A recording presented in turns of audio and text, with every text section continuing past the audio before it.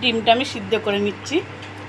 ডিমের মধ্যে একটু নুন দিয়ে দিয়েছি, নুনটা দিয়ে আমি সিদ্ধ করছি। পুরো ভিডিওটা দেখবা, অবশ্যই ভালো লাগবে। আর যদি ভালো লেগে থাকে তাহলে লাইক কমেন্ট শেয়ার করবা। দেখো তাই করে কষানো হোক, আমি একটু ঢাকা দিয়ে রাখবো।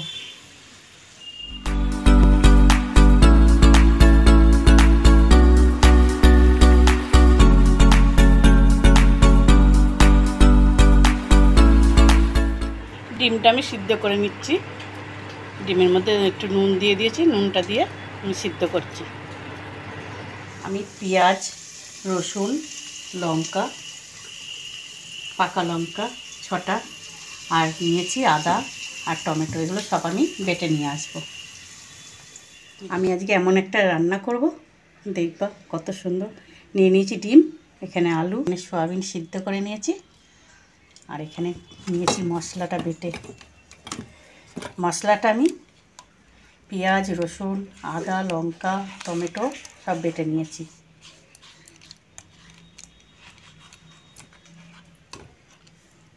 হ্যালো বন্ধুরা, তোমরা কেমন আছো? আশা করি সবাই ভালো আছো, আমরাও ভালো আছি। আর দেখো আমি একটা রান্না নিয়ে এসেছি, মানে হাড় ছাড়া মাংস, একদম মাংসের মতন খেতে লাগবে। কিন্তু এই জিনিসটা রান্না করে খেলে পরে খুব ভালো লাগবে অবশ্যই। দেখো আমি কী নিয়ে এসেছি। হাড় ছাড়া মাংস মানে সোয়াবিন দিয়ে, আলু দিয়ে আর ডিম দিয়ে আমি করব। দেখো পুরো মাংস ফেল করে দেবে, মাংস দিয়ে এটা খেতে ইচ্ছা করবে, এত সুন্দর রান্নাটা হবে। পুরো ভিডিওটা দেখবা, অবশ্যই ভালো লাগবে। আর যদি ভালো লেগে থাকে তাহলে লাইক কমেন্ট শেয়ার করবা। দেখো জ্বালিয়ে ফ্রাই প্যানটা বসিয়ে দিয়েছি। ফ্রাই প্যানটা গরম হয়ে গেছে, আমি তেলটা দিয়ে দিচ্ছি।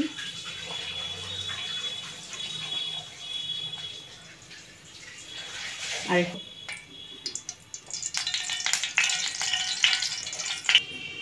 আলুটা আমি ভেজে নেব।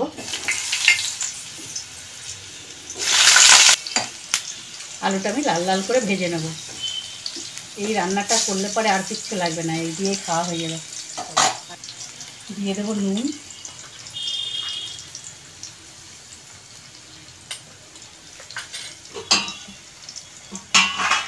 হলুদ,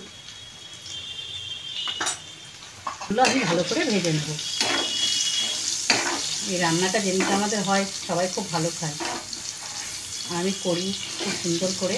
এটা এরকম করলে পরে আর কিছু বেশি কিছু লাগেই না। দারুণ একটা রেসিপি, তোমরা দেখো আর বাড়িতে করবা, করে বলবা কেমন হয়েছে, কমেন্ট করে জানাবা আমাকে। এটা আগে আমি কেটে নেবো এরকম করে, এরকম করে কাটলে পরে কি হয়, ডিমের ভেতরে নুন ঝাল সব মশলা ঢুকে যায় ভালো করে। তারপরে নুন হলুদটা আমি মাখিয়ে নেব।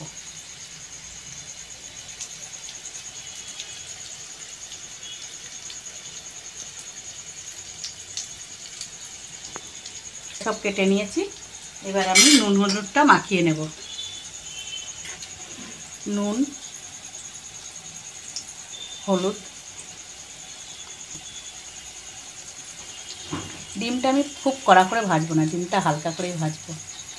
আলুগুলো আস্তে আস্তে কষিয়ে নিচ্ছি, মানে পুরো সিদ্ধ হয়ে যাবে। আলুগুলো একদম আস্তে আস্তে করে কষিয়ে নেব। দেখো কতটা সিদ্ধ হয়ে গেছে, আর লাল লাল করেও ভাজবো। এটা আমার ভাজা হয়ে গেছে, আমি এইদিকে সাইড করে দেবো, দিয়ে এখানে ডিমটা আগে ভেজে নেব। যেটুকুনি কম ভাজা আছে এখানে রাখলে পরে আস্তে আস্তে সিদ্ধ হয়ে যাবে।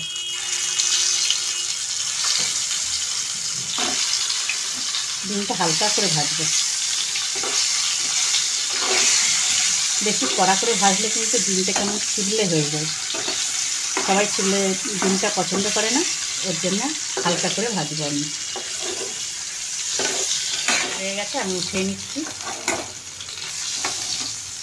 হালকা হালকা করে ভেজেছি।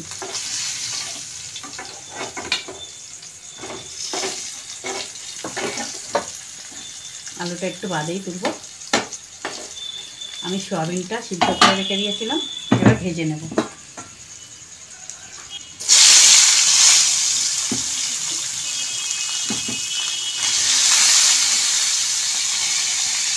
আমি সয়াবিনের মধ্যে নুন দিয়েছিলাম, নুন দিয়ে সিদ্ধ করেছিলাম, তাও একটুখানি অল্প করে দিচ্ছি।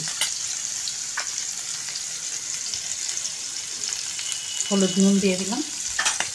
এবার আমি সয়াবিনগুলো লাল লাল করে ভেজে নেব।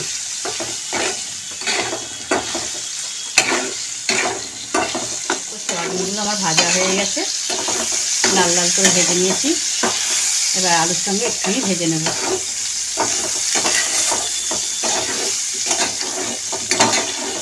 লাল করে ভেজে নিলে কিন্তু খুব ভালো লাগে খেতে, আর ভেজে নিতে হবে, তাহলেই মানে দারুণ একটা টেস্ট আসবে। ভাজা হয়ে গেছে সব, এবার আমি উঠিয়ে নেব। সয়াবিনটা আমি উঠিয়ে নিচ্ছি। খুব সুন্দর ভাজা হয়েছে। আর এই তরকারিটা করতে গেলে এরকম করেই ভাজা করতে হবে, তাহলে খুব সুন্দর টেস্ট আসবে। একটুখানি তেল দিয়ে দিচ্ছি, ফোড়নটা দিয়ে দেব। দিয়ে দিচ্ছি গোটা জিরে, একটা শুকনো লঙ্কা দিয়ে দিচ্ছি,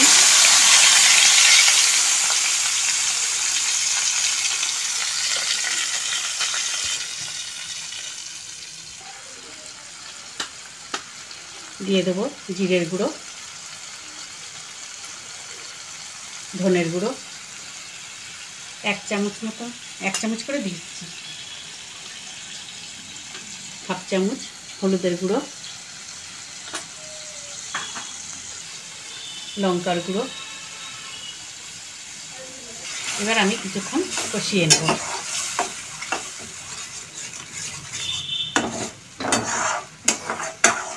মশলাটা কিন্তু ভালো করে কষাতে হবে, তাহলে দেখবে একদম তেল ছেড়ে আসবে। এতে করে কষানো হোক, আমি একটু ঢাকা দিয়ে রাখবো। দেখো বন্ধুরা, আমি আস্তে আস্তে ঢাকা দিয়ে কষাচ্ছিলাম, কত সুন্দর হয়েছে।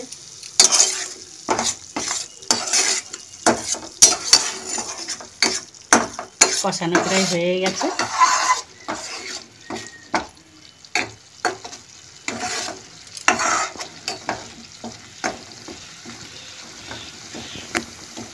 আমার মশলাটা পুরো হয়ে গেছে।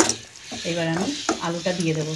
আলু আর সয়াবিনটা একটুখানি ওর সঙ্গে কষিয়ে নেব, মশলাটার সঙ্গে ভেজে রেখেছিলাম এগুলো দিয়ে দিচ্ছি। আমি একটু নুন দিয়ে দিচ্ছি।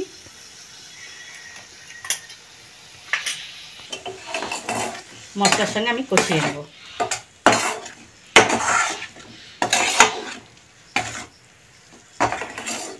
দেখো বন্ধু, কত সুন্দর হয়েছে, এত সুন্দর লাগে না এটা খেতে। আমার মশলাটার সঙ্গে কষানো হয়ে গেছে আলু আর সয়াবিন। এবার আমি একটু জল দিয়ে দিচ্ছি, অল্প একটু দেবো, মাখো মাখো করে করব।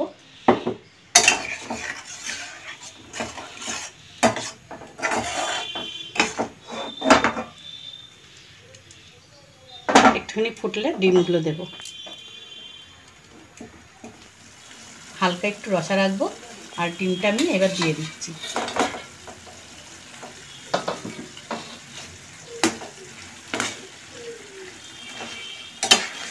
মশলাটার সঙ্গে মাখিয়ে নেব।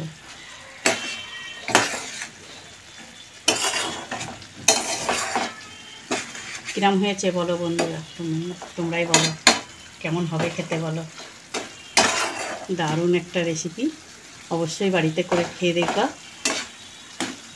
এটা করলে পরে আর তোমাদের কিচ্ছু লাগবে না, সব কিছু ভুলে গিয়ে এটা খেতে ভালো লাগবে।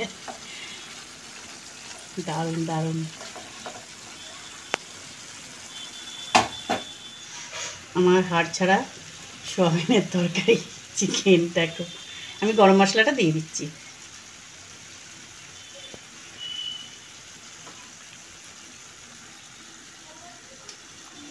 দারুণ একটা রেসিপি, তোমরা বাড়িতে অবশ্যই বানাবা আর খেয়ে দেখবা কেমন লাগে, খুবই ভালো লাগবে। দারুণ দারুণ। দেখো, আর ভালো লাগলে অবশ্যই কমেন্ট করে জানাবা কেমন লাগলো। আর আমি রসাটা কমাবো না, এটুকুনি থাক, হয়ে গেছে। রেসিপিটা করলে তোমরা ভাত, রুটি, পরোটা, লুচি সবার সঙ্গে খেতে পারবা। অবশ্যই বাড়িতে করবা, খুবই ভালো লাগবে দেখবা। দারুণ হয়েছে দেখো। এতক্ষণ যে রান্নাটা করছিলাম সেটা পুরো কমপ্লিট হয়ে গেছে। একদম দেখো, গ্রেভি যা ভালো হয়েছে না, দেখতে যেরকম ভালো লাগছে খেতে অবশ্যই ভালো লাগবে। বাড়িতে অবশ্যই করবা, কমেন্ট করতে ভুলবা না কেউ, আর লাইক শেয়ার করবা। বাই।